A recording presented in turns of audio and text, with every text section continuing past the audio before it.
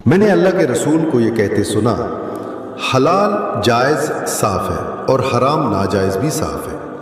इन दोनों के बीच कुछ चीज़ें शुभ संदेह वाली हैं जिन्हें बहुत से लोग नहीं जानते कि वे हलाल हैं या हराम। जो व्यक्ति शुभ वाली चीज़ों से भी बच गया, उसने अपने दीन और इज्जत की हिफाजत कर ली।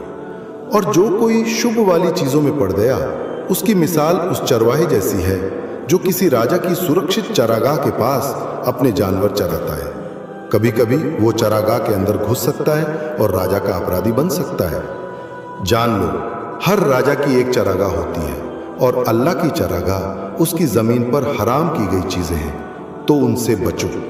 जान लो, इंसान के जिस्म में एक मांस का टुकड़ा है, अगर वो ठीक हो जाए तो पूरा जिस्म ठीक हो जाता है, और अगर वो बिगड़ जाए तो पूरा जिस्म बिगड़ जाता है।